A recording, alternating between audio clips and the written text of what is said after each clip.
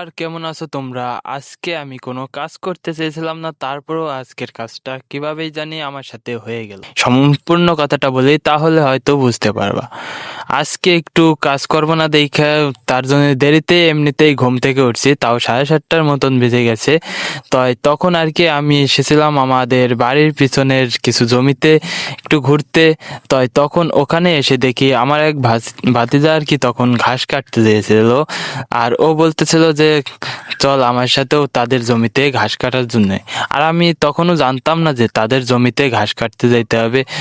আমি চলে আসি ঘাস কাটার উদ্দেশ্যে। আর এই ঘাস কাটাও আজকে কাটলাম এই জন্যেই যে আজ অনেক দিন যাবত আমাদের পাটের কাজ করার জন্য এদিক ঘাস কাটা কোনো কাজই হয়। সাইফুল ভাই সেইভাবেই বলেন প্রতিটা ভিডিওতে যে ঘাস ছাড়া অসম্ভব গরু পালা।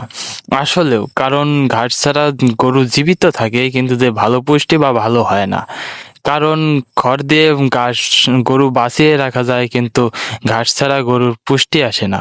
আর সেইভাবেও আমাদের এতদিন কোনো গরু ঘাস খায় নাই বিধায় আজকে আমি চলে এসেছিলাম আমার ঘাস কাটার জন্য। আর যাওয়ার পথে আমাদের বিলটাও অনেকটাই সুন্দর, কিছু শাপলা হয়েছে, হয়তো কোনো সময় ভিডিও করে দেখাবো যে আমাদের এই বিলটা কতটা সুন্দর এবং কতটা ভালো।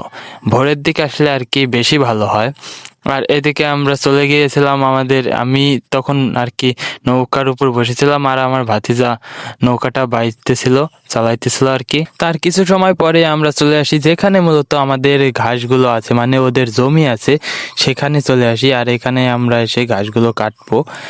আর এখানে আমি জানি না কার লাভ হয়েছে বা লস হয়েছে, ওদের জমিগুলো নিড়ানি দিয়ে দিচ্ছি দেখে কে ওর লাভ হয়েছে না কে আমার লাভ হয়েছে সেটা আমি জানি না। কিন্তু যে আমি এতটুকু মনে করি যে এখানে আমি কে সাহায্য করতে পেরেছি, এবং এই সাইডে আমার একটা অবলা প্রাণীর সব থেকে গুরুত্বপূর্ণ যে জিনিসটা খাবার, সেই জিনিসটা সংরক্ষণ করে এনে দিই। হয়তো এক সময় এর থেকে আমি কিছু একটা লাভ পাবো, কিন্তু যে সেটার থেকেও বড় তাকে আমি জীবিত রাখার জন্য তার খাবারের জোগাড় করে দিয়েছি।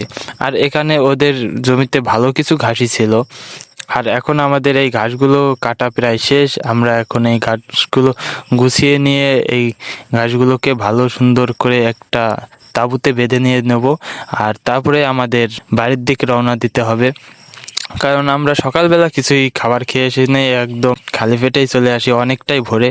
আর এখন আমার ঘাসগুলো পুরোপুরি কাটা শেষ, আমরা এখন বাড়ি হাঁটা দিচ্ছি। আর ও সামনে যাইতেছিল, আর এই আটিগুলো কুটাতেও ভালোই কিছু পরিশ্রম হয়েছিল। আর তোমরাও অবশ্যই বলে যাবা যে তোমাদের এরকম কোনো কাজ করা না থাকা সত্ত্বেও আবার কাজ করা লাগছে কিনা, আর কিরকম হয়েছে ভিডিওটা অবশ্যই বলে যাবেন। সবাই ভালো থাকবেন, সুস্থ থাকবেন, আমার জন্য আশীর্বাদ করবেন যাতে শরীরটা সুস্থ থাকে। দেখা হবে নতুন কোনো ভিডিওতে। বাই।